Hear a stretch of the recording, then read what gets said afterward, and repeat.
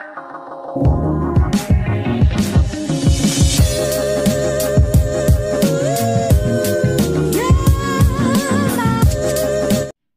Morning, खमा गणिसा। कैसे हैं आप सब लोग। स्वागत है आप सबका आपके अपने चैनल नीतू चौहान ब्लॉग्स और नीतू चौहान फैमिली में।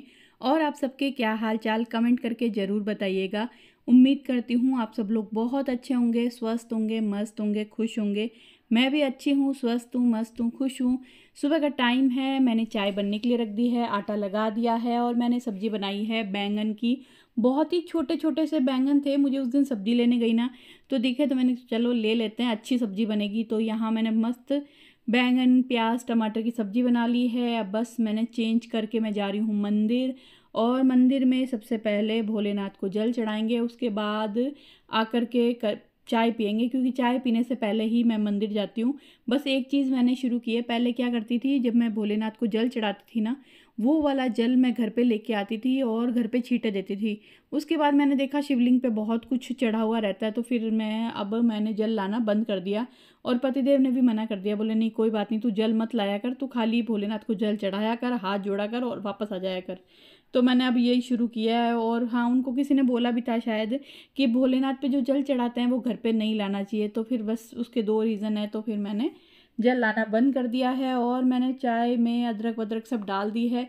2 मिनट थी तो मैंने सोचा चलो फटाफट मैं बालकनी धो आती हूँ, जितना भी टाइम मिलता है ना, 2 मिनट 5 मिनट, तो फटाक से दूसरे काम कर लेती हूँ। इसी तरीके से ना काम ख़त्म होते हैं, वरना एक काम के पीछे आप लटक जाओ ना तो फिर आपके काम घर के कभी ख़त्म होंगे नहीं। क्योंकि आपको मालूम है जैसे साल में 365 दिन होते हैं ना, वैसे ही घर में 665 काम होते हैं, छोटे बड़े बहुत सारे काम होते हैं जो कि हम उंगलियों पे गिन भी नहीं सकते।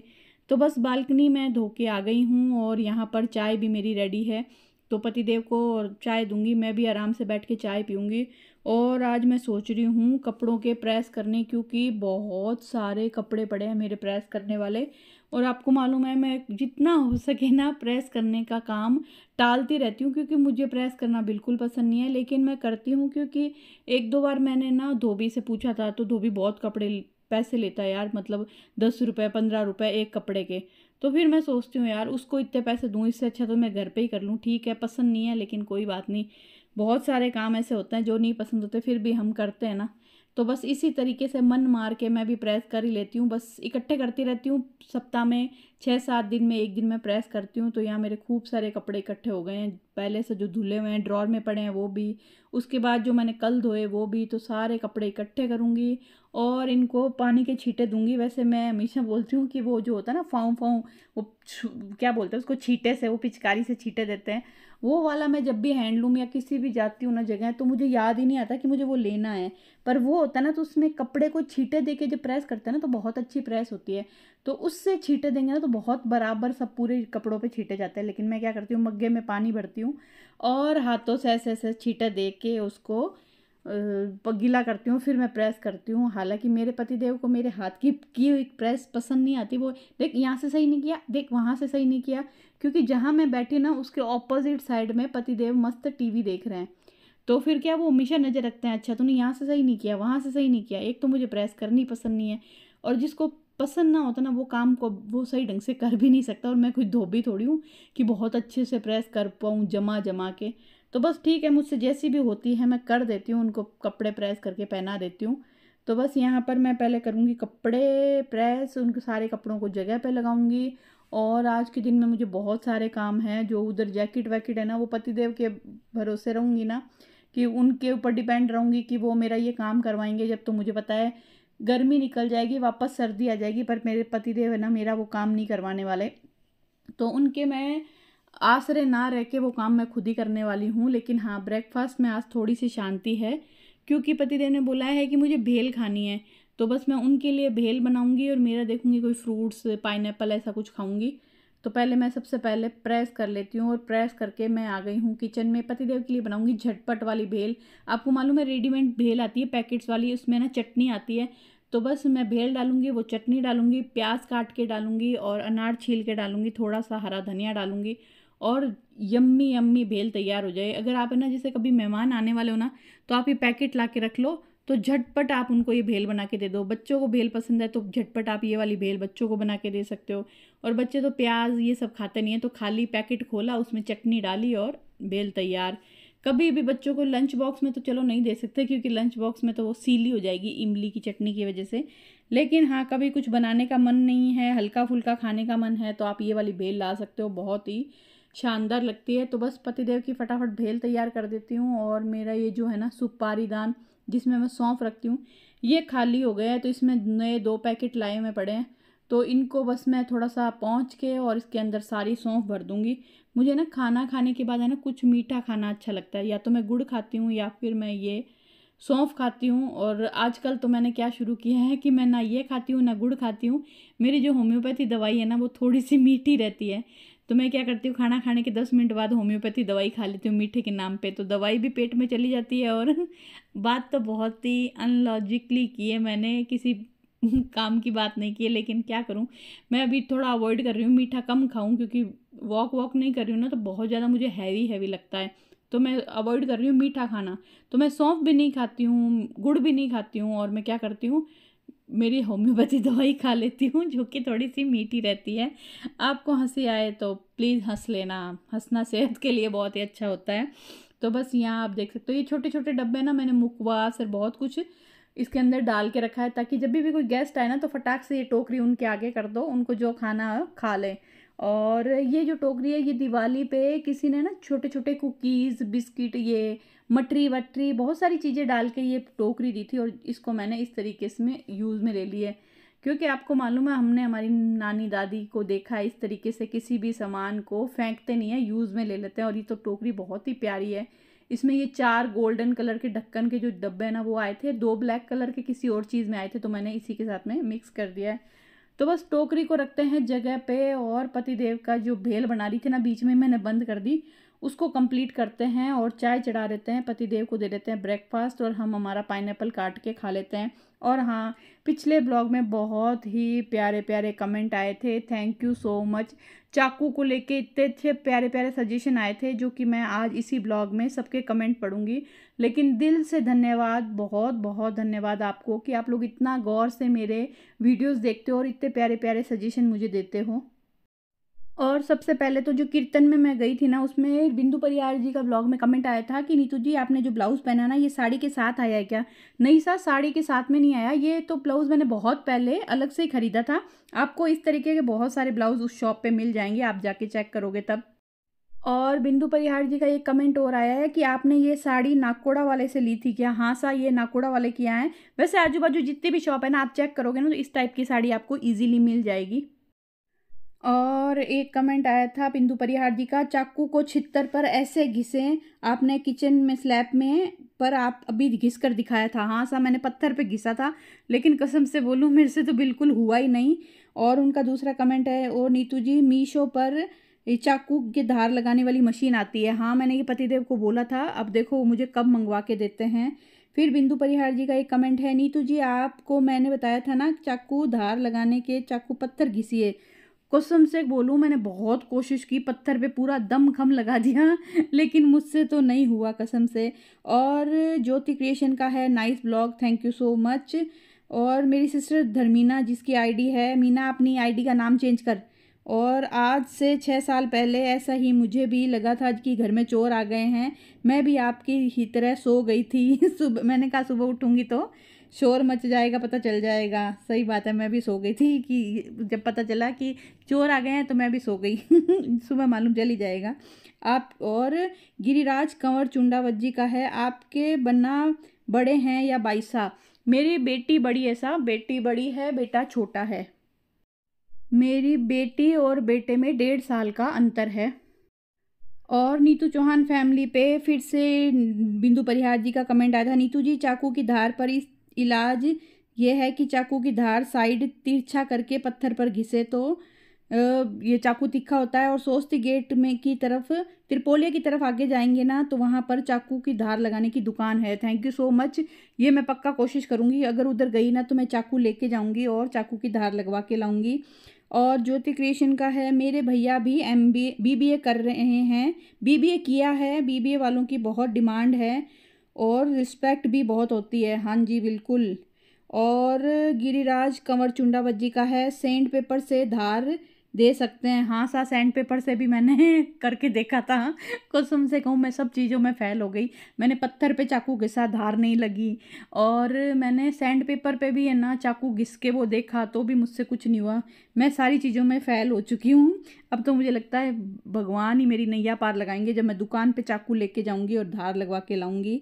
शरीन ब्लॉक्स का है, हाँ जीजा, चाकू के धार लगाने का एक छोटा सा पत्थर पत्थर आता है, मेरे ससुर जी घर पर ही धार लगा देते हैं। उस पत्थर से आप भी जियोसा को बोल देना, लगा देंगे। हाँ जियोसा तो कर देंगे। जियोसा दुनिया के सबसे कामचोर बंदे हैं।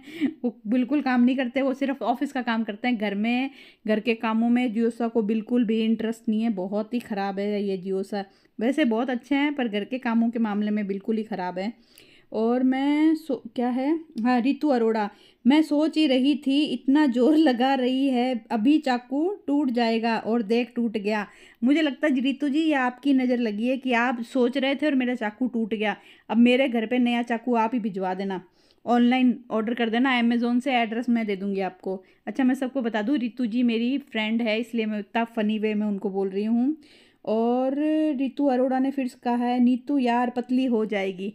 यार इस जन्म में तो पतली होने वाली नहीं हूँ, मुझे पता है। मैं चाहे कितना भी कर लूँ, एडी से चोटी का जोर लगाऊँ, ना मैं पतली थी, ना मैं पतली हूँ, ना मैं पतली होऊंगी आगे फ्यूचर में भी, मुझे पता है।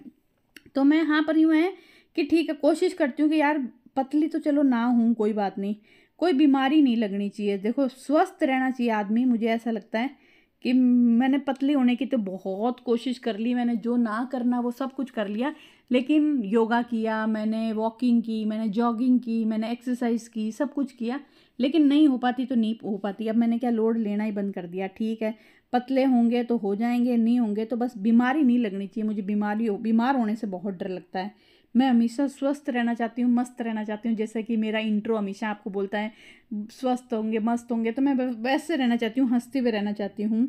और तनिष पंचाल जी का, आपके बाल से पहले से फ़र्क लग रहा है, मुझे तो बड़े भी लग रहे हैं। Thank you so much. मुझे भी लग रहे हैं, मेरे बाल लंबे हो गए हैं, घने हो गए हैं। अब मैं क्या करूँगी, इनको कभी मौका मिला ना तो थोड़े थोड़े कटवाऊंगी। जो होता है ना दो बीच जो अणी होती है ना, वो दो मुंह के बाल आ जाते हैं, उनको मैं थोड़ा सा कटवाने की सोच रही हूँ। ज्योति क्रिएशन का nice blog, thank you so much. तो बहुत ही प्यारे प्यारे कमेंट आते हैं, आप सबके बहुत बहुत धन्यवाद। सच में बहुत अच्छा लगता है आप लोगों के कमेंट पढ़ के, इतना कॉन्फिडेंस आता है ना, बहुत ही प्यारा लगता है। और यहाँ पर आप देख सकते हो मैंने सारे काम निपटा दिए हैं। अब बस पतिदेव की मैं ग्रीन टी बनाऊंगी। और मैंने क्या पाइनएप्पल खाया था ना, तो मुझे भूख लगी है, तो जो मैंने सीड्स भून के रखे ना, तो मैं सोच रही हूँ थोड़े बहुत 1-2 चम्मच वो खा लेती हूँ ताकि मेरा पेट भर जाए। उसके बाद आज मैं सोच रही हूँ मटर और सोयाबीन पुलाव बनाऊंगी। हालांकि मैंने बैंगन की सब्ज़ी बनाई है लेकिन वो थोड़ी सी है। और इन दिनों पता नहीं क्यों मुझे ना बहुत ज़्यादा लाड़ पड़ती है राइस खाने की। मेरा मन करता है चावल बनाऊं। अब चावल मैं किसी भी रूप में बनाऊं, पनीर पुलाव बनाऊं या फिर मटर पुलाव बनाऊं या कोई भी चावल की वैरायटी बनाऊं, पर मेरा चावल खाने को बहुत ज़्यादा मन करता है। तो मैं जब भी मेरा मन करता है ना, तो पतिदेव के लिए जब सब्ज़ी बनाती हूँ थोड़ी सी मेरे लिए बनाती हूँ, और मेरे लिए रोटी नहीं बनाती, फिर मैं क्या करती हूँ चावल बना लेती हूँ कोई भी तरह के। तो मुझे बहुत ज़्यादा पसंद है। और पतिदेव को ग्रीन टी बनाई रही थी, तब तक घर की बेल बजी और मैंने देखा कौन आ गया, क्योंकि इस टाइम कोई आता नहीं है। फिर देखा कि एक पार्सल आया है, और इस पार्सल में क्या है, मतलब आप सोच भी नहीं सकते। इस पार्सल में, जो हम कहीं भी ट्रैवल करते हैं तो आपको मालूम है ना, रेडीमेड पाउच वाली टी लेके जाते हैं, इंस्टेंट वाली टी लेके जाते हैं, वो हमारी ख़त्म हो गई। थोड़े बहुत ही पैकेट बचे थे, शायद पुराने पैकेट 6 या 7 पैकेट ही होंगे। तो फिर पतिदेव को मालूम चल गया कि वो ख़त्म हो गई, तो उन्होंने पहले से ही एक बड़ा सा बॉक्स मंगा लिया है। क्योंकि अभी हम ट्रैवल करने वाले हैं, ऐसा सोच रहे हैं, पता नहीं करेंगे या नहीं करेंगे, दिमाग में तो चल रहा है कि हम जाएंगे, लेकिन गए तब भी ये पैकेट्स काम में आ जाएंगे, नहीं गए तो और कभी जाएंगे तब ये काम आ जाएंगे। तो पतिदेव ने पहले से ही मंगा के रखे हैं। क्योंकि ना कहीं भी जाते हैं ना, हर कहीं पे आपको चाय पसंद नहीं आती है, और कहीं थोड़ी बहुत जम जाए तो वो चाय इतनी कॉस्टली होती है ना। बड़े महंगे होटलों में जब रहते हैं ना, वो 300 रुपये की एक कप चाय, 400 रुपये की एक कप चाय, ऐसी चाय पीने से अच्छा है कि हम इस टाइप की चाय साथ में लेके जाते हैं। और ये वाली चाय आपको मालूम है ट्रेन में भी बहुत काम आती है। अगर आप मिल्टन वाली वो बोतल में गर्म पानी लेके जाओ ना, उबला हुआ पानी, तो बस ये चाय डालो, उबला हुआ पानी डालो, मिक्स करो और पी लो, और बहुत बढ़िया लगती है। पहले भी एक बार कोई कमेंट आया था कि आप ये जो चाय पीते हो उसका टेस्ट कैसा है, टेस्ट में कैसी है। टेस्ट में बहुत अच्छी है, हम लोग काफ़ी सालों से इसको यूज़ कर रहे हैं, कहीं भी जाते हैं ना हम लोग हमेशा इसको साथ में रखते हैं। तो बस पतिदेव को भेज के सारा काम ख़त्म करके मैं आ गई हूँ, और यहाँ आप देख सकते हो बड़ा सा सूटकेस मैंने उतार लिया है। तो अब मैं क्या करूँगी, जो भी जैकेट वैकेट है ना, उधर वाली अलमारी मैंने सोचा था पतिदेव रखवा देंगे। उसका क्या, अलमारी का 2 दरवाजा है लेकिन खुलता एक है, एक दरवाज़ा खुलता नहीं है क्योंकि उसके आगे एसी आ जाती है। जो इंटीरियर वाले ने ना उसने ध्यान नहीं दिया, अलमारी के आगे ही एसी लगा रही, तो उसका एक दरवाज़ा खुलता है, दूसरा नहीं खुलता। उसमें ना कपड़े रखना बहुत मुश्किल हो जाता है मेरे अकेले के लिए। तो फिर मैं क्या करूँगी, ये बड़ा सूटकेस खाली पड़ा रहता है, तो इसके अंदर कपूर की गोलियाँ डालूँगी और सारी जैकेट, जो बड़ी बड़ी जैकेट्स हैं ना, उनको फ़ोल्ड करके रखूँगी। और ये जब सूटकेस उतारा तो मुझे पता चला कि इसके अंदर साफ़े पड़े हैं। अभी हमारे शादी थी ना, तब पतिदेव ने मुझे बोला था मेरे वो 2 साफ़े, एक प्योर का 2 कॉटन के साफ़े नहीं मिल रहे, साफ़े नहीं मिल रहे। और कहते हैं ना, कोई चीज़ बहुत ज़्यादा संभाल के रख देते हो ना तो आपको खुद को भी नहीं मिलती। तो ये साफ़े को ना मैंने पॉलीथीन में डाल के इस सूटकेस में डाल दिया और मुझे खुद को भी नहीं मिली। अब पतिदेव मुझ पे चिढ़े भी थे, गुस्सा भी किए, तू कहाँ रख देती है, तुझे पता ही नहीं चलता। हालाँकि देख लो मैंने इतना संभाल के रखा है कि, पर वो है कि जब ज़रूरत थी तब वो हमें नहीं मिले और अभी सूटकेस में मिले हैं। तो अब मैं याद रखूँगी कि हाँ भाई सूटकेस में साफ़े हैं, ताकि नेक्स्ट टाइम, अब आगे नवंबर में शादी है हमारे, तो तब मुझे याद रहे कि हाँ मैंने सूटकेस में रखे हैं। और अगर मैं भूल जाऊँगी तो आप लोग मुझे बता ही दोगे कि जीजा आपके सूटकेस में साफ़े हैं। तो मैं कभी आप लोगों को पूछ ही सकती हूँ, यार मैंने साफ़े कहाँ रखे, तो आप मुझे कमेंट सेक्शन में कमेंट कर देना, जीजा आपने सूटकेस में रखे हैं ऊपर, तो आप लोग याद रखना मैं भूल जाऊँ तो। मजाक कर रही हूँ, अरे मजाक नहीं कर रही, सीरियस हूँ, आप लोग थोड़ा ध्यान रखना।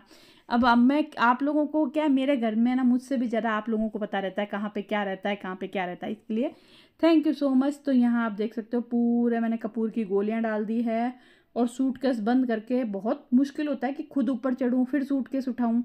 मेरा हर्षू था ना, तो वो मेरा सारा काम करता था, इस टाइप के ऊपर चढ़ने वाला हमेशा वही करता था।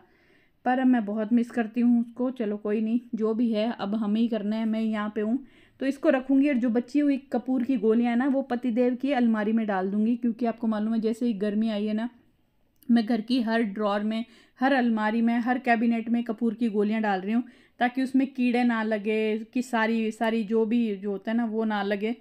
तो बस ये करूँगी, उसके बाद जाऊँगी मेरे लिए पुलाव बनाऊँगी। मैं सोच रही हूँ मटर सोयाबीन पुलाव बनाऊँगी, क्योंकि मटर भी पड़े हैं, खूब सारी सोयाबीन भी पड़ी है। तो चलिए इस ब्लॉग को यहीं ख़त्म करते हैं, मिलते हैं आपसे एक नए प्यारे से ब्लॉग में। उम्मीद करती हूँ आपको ब्लॉग पसंद आया होगा। पसंद आए तो प्लीज़ आपसे रिक्वेस्ट है, इसको लाइक करना बिल्कुल मत भूलिएगा। कमेंट करके ज़रूर बताइएगा पूरे ब्लॉग में क्या अच्छा लगा, और अगर आपके कोई सवाल है, कोई जवाब है, या मेरे लिए बहुत सारी तारीफ़ है तो प्लीज़ ज़रूर करिएगा। मैं तारीफ़ की भूखी हूँ, कोई मेरी तारीफ़ करे तो मुझे बहुत अच्छा लगता है। और बस इस ब्लॉग को यहीं ख़त्म करते हैं, बहुत ही सुंदर से प्यारे से ब्लॉग में मिलेंगे। और हाँ, आपके पास ये ब्लॉग आएगा तब तक हम कहीं जाने वाले हैं, कहाँ जाने वाले हैं, वहाँ से वापस भी आ जाएंगे और आपके साथ शेयर करेंगे बहुत ही प्यारे प्यारे ब्लॉग जो कि आएंगे नीतू चौहान ब्लॉग्स पे, ज़रूर देखिएगा।